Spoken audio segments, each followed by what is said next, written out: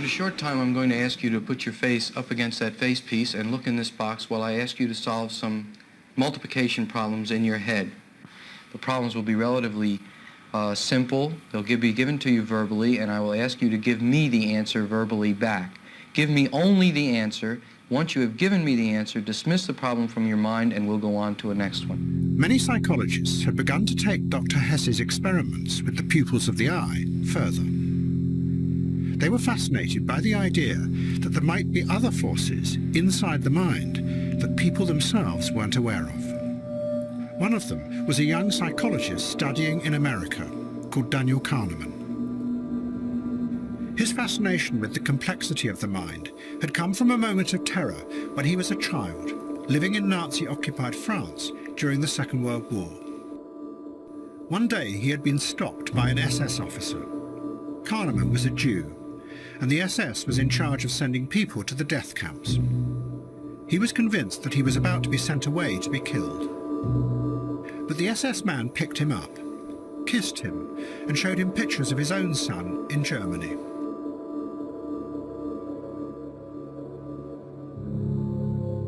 Kahneman decided that the human mind was very strange and full of contradictory impulses.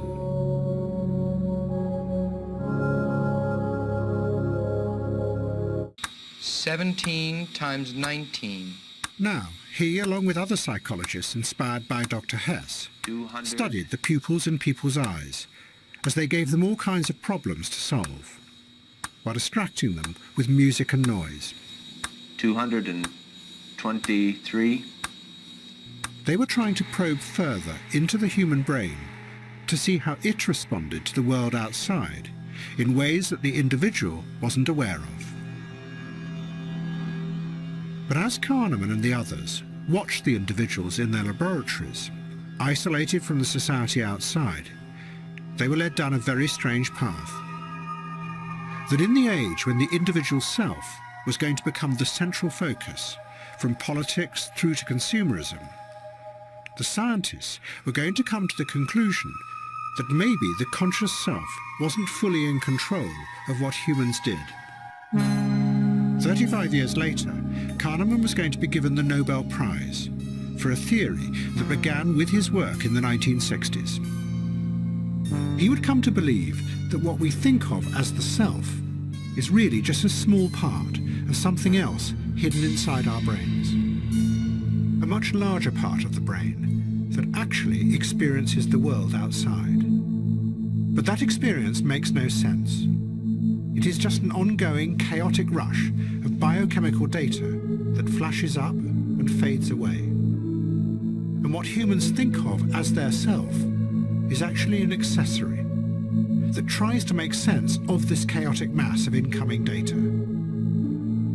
But to do that, it has to simplify and turn that data into stories that are sometimes so simplified that they bear little relationship to the reality outside.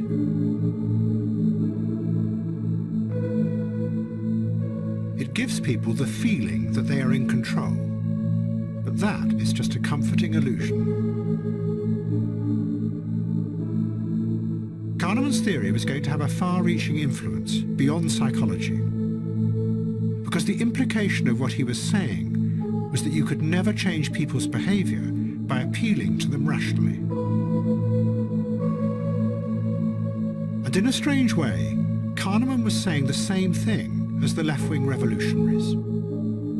Human beings did live in a simplified dream world, but what he was saying was that there was nothing you could do about that. And in an age of individualism, when you could no longer order people about, the only solution was to keep them in that dream world, and to make sure the dream world was safe and happy. The idea of appealing to them rationally and changing the world was pointless. The American people are not stupid, but what if they are? But the political scientists were not alone in distrusting people. For at the same time, a group of behavioral psychologists, who were becoming increasingly influential, were insisting that individuals also made the wrong decisions in the marketplace. They were not behaving in the logical, self-interested ways that economics said they should. The most famous of them was called Daniel Kahneman. He would win a Nobel Prize for his work. For 30 years, Kahneman had been studying human behavior. And he had discovered, he said, that human beings actually had two systems inside their brains. One of them they were aware of, which they thought was in control. The other was an instinctive part that really drove most of their actions, a part that they were completely unaware of. This new psychology was a powerful attack on the whole idea of the confident self.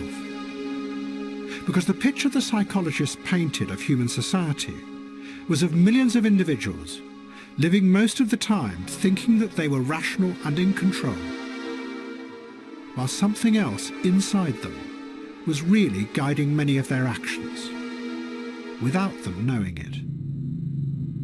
But, Kahneman said, there was an underlying pattern to this irrational behaviour.